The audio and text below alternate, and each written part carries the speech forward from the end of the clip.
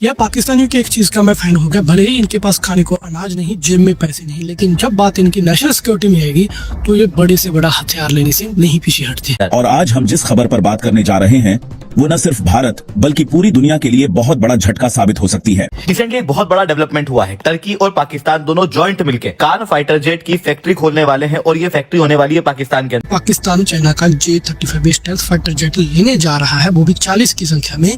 तो आपको वो खबर सुनकर झटका लगा होगा।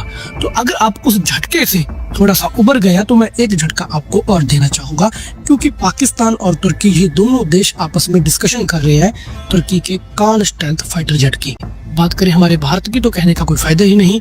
हमारी सरकार आंखें बंद करके गहरी नींद सो रही है। सिर्फ एक साधारण डील नहीं है बल्कि एक ऐसी योजना है जो पूरे दक्षिण एशिया की सुरक्षा स्थिति को पूरी तरह बदल सकती है। कल तक पाकिस्तान को भूखा नंगा देश कहने वाले भारत के बड़े बड़े तजिया निगार, वॉर मॉन्गर, चाहे वो जीडी बख्शी हो, गोरेवारियां हो, या भारत का वो गोदी मीडिया जो नरेंद्र मोदी के पेरोल पर काम करता है, उसके एड्स के पैसों से अपनी नौकरियां बचाए बैठा है, अरबों रुपए कमाता है भारतीय टैक्स पेयर्स के पैसों से। वो अब आहिस्ता आहिस्ता होश के नाम लेना शुरू हो चुका है, क्योंकि उन्होंने हमेशा पाकिस्तान को अंडर एस्टिमेट किया। और अब जब पाकिस्तान और तुर्की हो, पाकिस्तान और चाइना हो, या फिर दूसरे कई ममालिक जो पाकिस्तान से इंपोर्ट और एक्सपोर्ट डिफेंस इक्विपमेंट की कर रहे हैं, उन्होंने अब हमारे पड़ोसियों पर ऐसा डर और खौफ डाल दिया है कि वो अपनी हुकूमत को अब कोसना शुरू हो चुके हैं कि तुम सत्तू पीकर सोए हुए हो। और पाकिस्तान है कि कभी चाइना से J-35 fifth generation stealth technology के मुआहदे करता है और कभी तुर्की के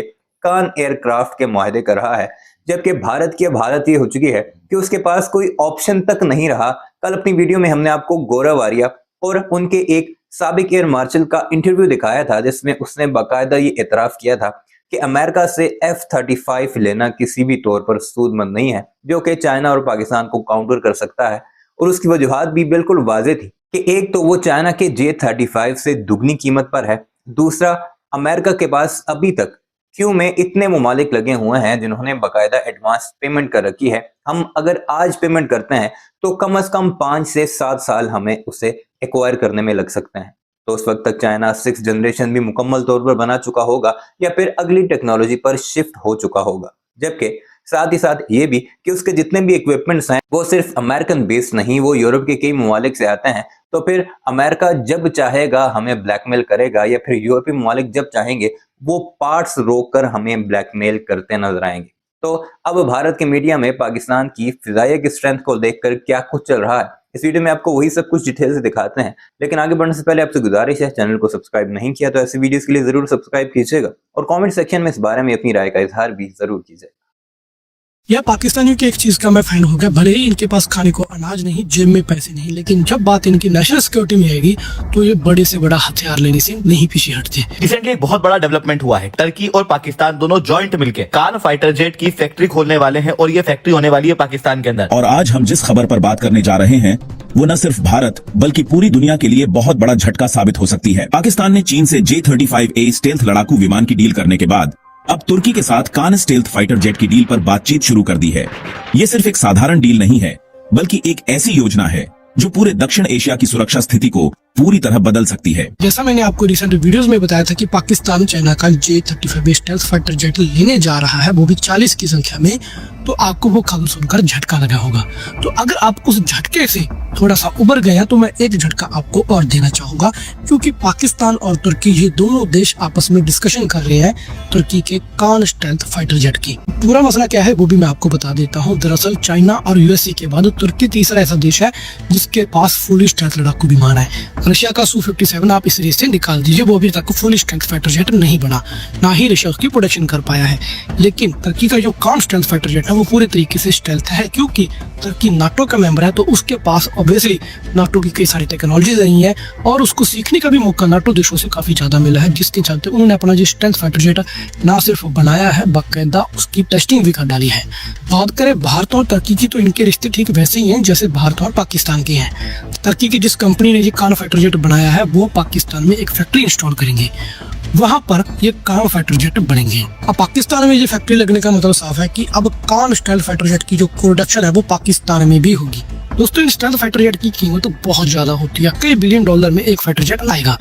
लेकिन अगर ये डील हो गई तो पाकिस्तान को बिल्कुल कोड़ियों के भाव या फिर कह लो कि बिल्कुल फ्री जैसे में ये स्ट्रेंथ फाइटर जेट मिल जाएंगे। जब कान फाइटर जेट की प्रोडक्शन पाकिस्तान में होगी तो पहले तो वहां के लोगों को रोजगार मिलेगा, पाकिस्तान की ग्रोथ होगी। दूसरा क्या है, जब ये कान स्ट्रेंथ फाइटर जेट बन जाएंगे सबसे पहले उनकी इंडक्शन पाकिस्तान की एयरफोर्स में की जाएगी और पाकिस्तान के पास J-35A के बाद कान स्ट्रेंथ फाइटर जेट दो फाइटर जेट की फ्लीट होगी जो कि स्ट्रेंथ होंगे। उसके बाद जब कुछ संख्या में पाकिस्तानी एयरफोर्स को कान स्ट्रेंथ फाइटर जेट मिल गए तब पाकिस्तान और तुर्की ये दोनों मिलकर बाहर और देशों को ये फाइटर जेट एक्सपोर्ट करेंगे, जिससे क्या होगा, भारी मुनाफा होगा और इन दोनों देशों में बांटा जाएगा। और इसी मुनाफे से जो ये पैसा कमाएंगे बाहर एक्सपोर्ट करके ये और फाइटर जेट बनाएंगे, अपनी टेक्निक को और अपग्रेड करते जाएंगे। मतलब साफ है कि जो तुर्की की भारत के खिलाफ खुन्नस है वो पाकिस्तान की मदद करके ही निकाल रहा है। और अगर आपको लगता है कि पाकिस्तान ऐसी डील नहीं कर सकता तो आपकी गलतफहमी है।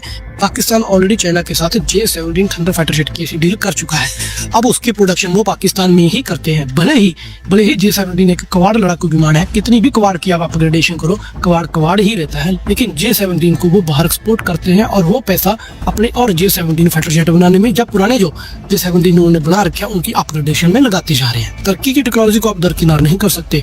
तुर्की का जो स्टेल्थ फाइटर जेट है वो चाइना के J-35A स्टेल्थ से कहीं ज्यादा बेहतर है और तुर्की के ड्रोन तो पूरी दुनिया में मशहूर है। कैसे उन्होंने अजरबैजान आर्मीनिया युद्ध में तबाही मचाई, कैसे रशिया यूक्रेन युद्ध में तुर्की के ड्रोन ने तबाही मचाई, इस बात को आप भूल नहीं सकते। बात करें हमारे भारत की तो कहने का कोई फायदा ही नहीं। हमारी सरकार आंखें बंद करके गहरी नींद सो रही है। जब पाकिस्तान और चाइना हमारे बॉर्डर्स के ऊपर फाइटर जेट लाके तैनात कर देंगे, लगेगा कि हाँ अब हमला हुआ, तब जाकर शायद हमारी सरकार की नींद खुले और हम अपने एमका के लिए थोड़ा और फंड दें ताकि वो जल्दी बने या फिर कोई बाहर से स्ट्रेंथ फाइटर जेट खरीदे। भारत के पास ऑप्शंस है F-35। अगर आप फुली F-35 मैंने मान लिया कि वो कॉस्टली है और हो सकता है कि जो हमने रशिया से S-400 डिफेंस सिस्टम खरीद रखा है यूएसए उसकी वजह से ना दी। एक रिपोर्ट सामने आई थी कि S-400 अगर अलग जगह के ऊपर डिप्लॉय कर दिया जाए और F-35 को अलग रीजन में डिप्लॉय कर दिया जाए तो हो सकता है कि यूएसए के साथ हमारी ये डील हो जाए, क्योंकि भारत एक हमारा बहुत विशाल देश है। खबर यह है कि पाकिस्तान इस विमान को केवल खरीदेगा ही नहीं बल्कि इसे अपने देश में बनाएगा भी। जी हां, पाकिस्तान और तुर्की मिलकर इस विमान का संयुक्त उत्पादन करने की योजना बना रहे हैं। इस डील से पाकिस्तान को न सिर्फ एडवांस स्टेल्थ तकनीक मिलेगी बल्कि उसे कम लागत में इन विमानों की मैन्युफैक्चरिंग का भी मौका मिलेगा। सोचिए, अगर ये डील सफल हो जाती है तो भारत पर इसका कितना गहरा प्रभाव पड़ सकता है, ये कितनी बड़ी चुनौती बन सकती है। यूरोप की प्रसिद्ध डिफेंस वेबसाइट bulb.com ने दावा किया है कि पाकिस्तान और तुर्की के बीच कान स्टेल्थ फाइटर जेट के संयुक्त उत्पादन पर गंभीर बातचीत चल रही है। इसका मतलब यह है कि तुर्की पाकिस्तान को तकनीक देगा और पाकिस्तान में ही इन विमानों का निर्माण होगा। इससे पाकिस्तान को कई बड़े फायदे होंगे। सबसे पहला फायदा यह होगा कि पाकिस्तान को इन विमानों की लागत बहुत कम पड़ेगी क्योंकि निर्माण अपने ही देश में होगा। दूसरा, पाकिस्तान को तुर्की से स्टेल्थ तकनीक का अनुभव मिलेगा जो भविष्य में और भी एडवांस हथियार बनाने में मदद करेगा। वीडियो आपने मुलाहिजा की कमेंट सेक्शन में इस बारे में अपनी राय का इज़हार जरूर कीजिएगा और ज्यादा से ज्यादा चैनल को सब्सक्राइब नहीं किया तो उसे भी जरूर सब्सक्राइब कीजिएगा।